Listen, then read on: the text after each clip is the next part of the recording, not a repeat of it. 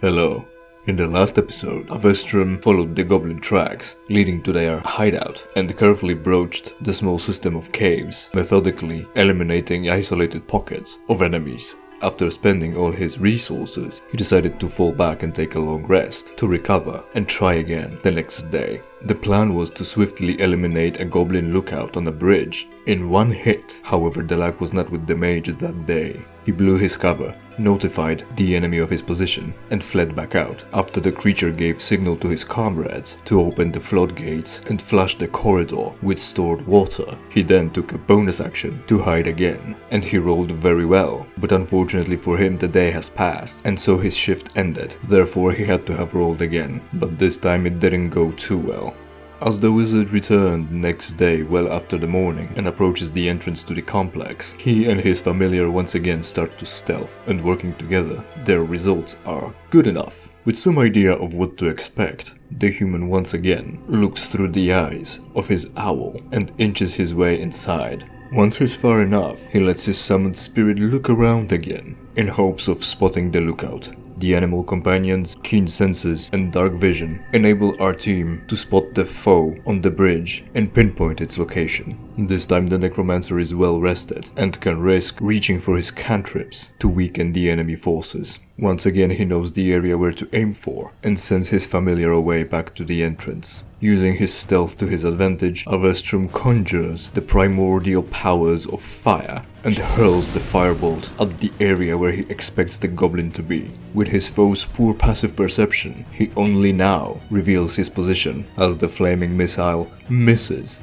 the intended target. The sneaky approach failed again, and the wizard needs to withdraw as he expects a flushing to come soon. Therefore he turns around and darts back to the exit with his movement speed. The goblin raises the alarm, notifying the rest of his tribe of the incoming trouble. Then he takes his bonus action to hide again, and does very well. 3 remaining humanoids begin to unseal the dam, and as their work is done, they will also attempt to prepare an ambush for the intruder. Down south, at the entrance, the wizard is coming up with a new plan. Instead of trying to sneak in and surprise the guard, he will deliberately draw attention to himself to maybe have the enemy spend more of their resources trying to get rid of him. His familiar is still undetected, so is ordered to take flight at the ceiling of the cavern and report of the situation ahead. The owls and the goblins' passive perceptions and stealth checks make them both miss one another. However, further down the line, the weakest links of the goblin ambush are once again discovered. The summoned spirit also notices one of the water pools is drained. The telepathic communication with its master gives confidence to the human's course of action. The animal companion is ordered back to what once was a wolf's pit as the necromancer lights up one of his torches and goes back in for another round. The bright light quickly catches a goblin's eye. He once again orders the rest to flood the entryway, and as he shouts back, he also steps off the bridge and takes a hide action to a great effect. The alarm is risen, and so it's the cue for Avestrum to also fall back to the former wolf's den. At this moment the initiative starts, and we move over to tactical time. It will take the cave dwellers another round to open the floodgates and flush the system. Our limited party needs but to wait for the water to rush down, and then they'll be able to proceed. When the mage's turn comes, he proceeds to walk up the stream with the torch still in his hand.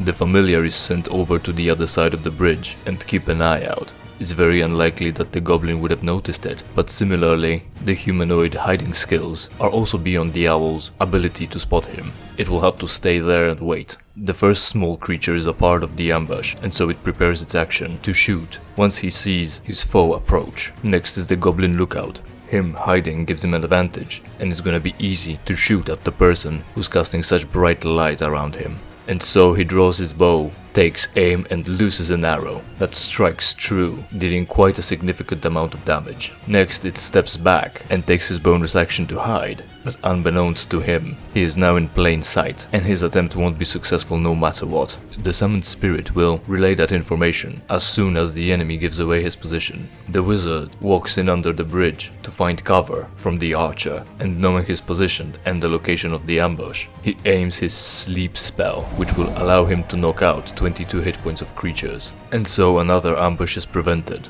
The animal companion is able to see that the lookout is still active, but it will remain hidden and out of sight, at least for now.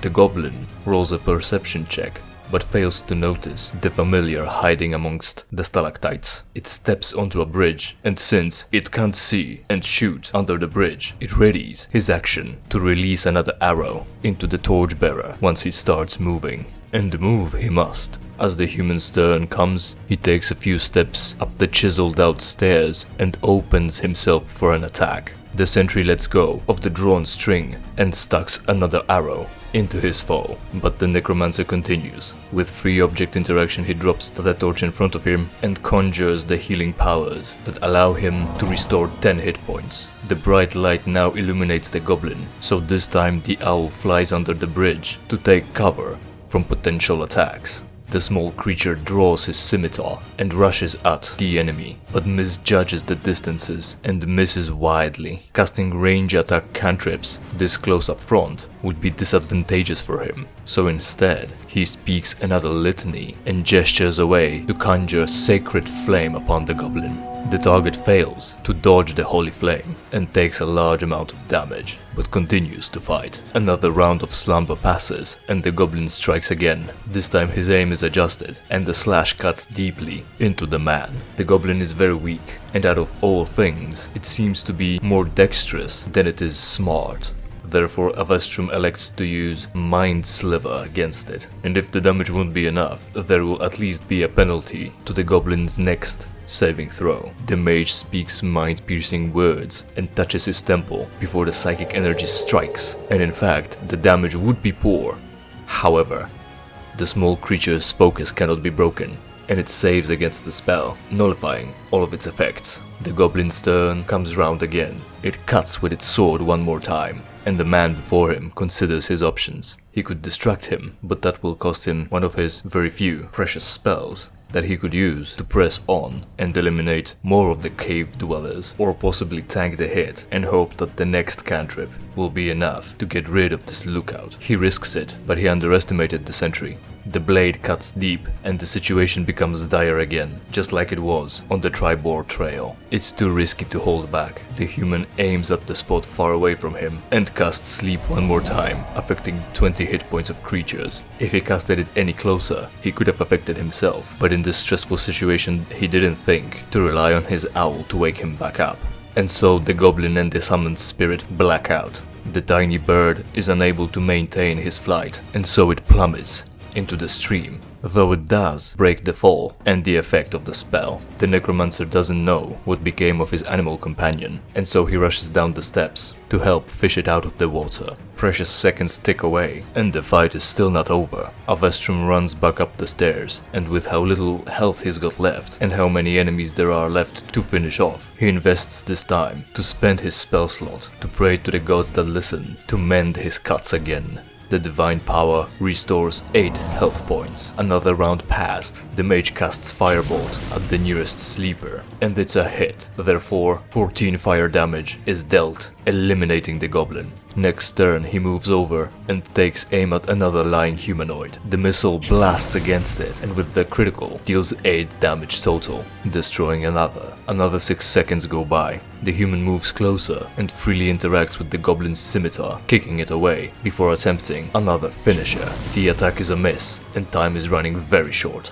The penultimate firebolt is released and smashes against the goblin, since there is no shield in the way anymore, and with the heat of the flames, another goblin is no more. There is only the sentry left, and there is a bit more time to deal with him. The necromancer walks up close, kicks the scimitar away, and slams another flaming cantrip into the creature at his feet. With how weak the goblin was before it was put to sleep, even the least amount of damage possible would have caused him to perish. The fight is over, and the waterfall in the western part of the chamber still crashes loudly against the bottom of the pool. Avestrum takes some time to get rid of the floodgate at the mouth of the stream, thinking it will weaken the defenses for the future, but once he's done, he realizes the goblins will probably just fix it in the time he's recovering himself. The mage strips the defeated enemies of their equipment and drags the gear back out. The fight earned him 200 experience points, but the remaining goblinoids are sure to spot the corpses eventually and rearrange their defenses. The wizard can take a short rest and press his luck while the enemy forces are still unaware, or wait for the next day and recover all his abilities with the long rest. The human decides to fully regroup at the wagon and first use a short rest to recover some of his health points, just in case anything is planning to go after him, and so using one of his hit dice, he recovers 8 hit points.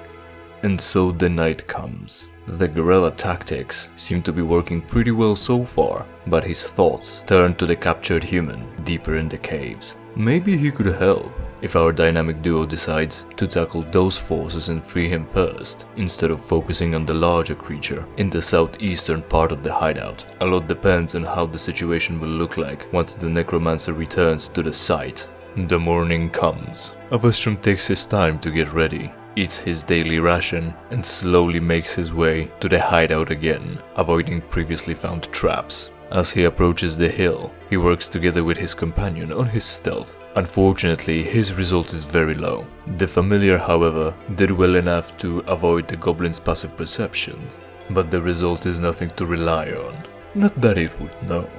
A new sentry on the bridge has made its stealth check, but the owl will have no problem spotting him. The mage has some sort of a plan. He begins by lighting his torch and leaving it in the wolf's den. Then the summoned spirit is sent out on another scouting mission, following the usual route of weaving in between the stalactites at the ceiling of the cave. First it checks the wooden passage and informs its master of a group of few new enemies stationed at the water pools. Next, it's ordered to check back on the captured human, so it flies southeast and relays its findings. The goblins who lounge about in this chamber still don't notice the animal, but the prisoner, seemingly still kept at the verge of death, does. There is hardly anything he can do about it, and an owl in a cave during the day might not be that unusual either. But the necromancer is informed that he still has a chance to use him. Avestrum orders his familiar to go back to the northern corridor and keep a lookout on the bridge, while he tries to carefully sneak in. The sentry, however, spots him anyway and retreats to the rest of his group to inform them about the intruder. The owl sees that and communicates with its summoner that the attempt seems to be compromised. As the creatures in the cave start working on opening the floodgates, the mage moves back into the safety of the cove and attempts to take a hide action again on its own. His result is fantastic and way beyond the capability of a goblin to ever spot him. After the water rushes down the corridor, the sentry returns to the bridge and looks around to see if anyone else is trying to invade. His skill check is high enough to notice a bird fluttering about under the ceiling. What would an owl be doing up and about like this here? As the goblin takes his time to understand the situation and keeps staring at the summoned spirit, our animal companion flies back down southwest to avoid confrontation. At this point the tactical time will be important again, so the initiative is rolled. First is the small humanoid that was working on opening the floodgates deeper in the cave. He gets ready and awaits further instructions. The overpass sentry lays low again, but his stealth result isn't stellar. The familiar circles back over to the narrow passage forking off west from the stream and takes hide action to not draw attention to itself while maintaining an overwatch on the tunnel. The human is in a difficult situation. He can't bring the light with him, or else he'll be immediately spotted. But if he goes in blind, he won't be able to fight. He leaves the torch behind, puts his hand on the north wall, and begins to shimmy his way up north, along the rock to his right. The group of goblins at the pool keep waiting for a signal. The sentry keeps his eyes peeled, but that's not enough to spot either of the characters. Next, the owl flies back around to the northern edge to have a better vantage point on the situation. The necromancer keeps walking until he is under the bridge. He's come this far, and the plan has fallen apart a little bit. If he'll start the fire now, he'll alert everyone to his position, and might not be able to get out of the way of the water in time. The summoned spirit informs him that there is some movement at the end of the path, so for now he decides to bide his time and gets a torch ready to be lit once all hell breaks loose. The goblins continue to await a signal to release more water and look for signs of intrusion, but find nothing. What will our hero do now, with the torch at the ready, behind the enemy lines, in complete darkness, and outnumbered? The only way to find out is to tune in next time for the 4th episode of True Solo D&D. Let me know what you think about today's game in the comments. Subscribe to the channel and select the bell to be notified of the next installment of the series, and share it with your friends to show them how to power game.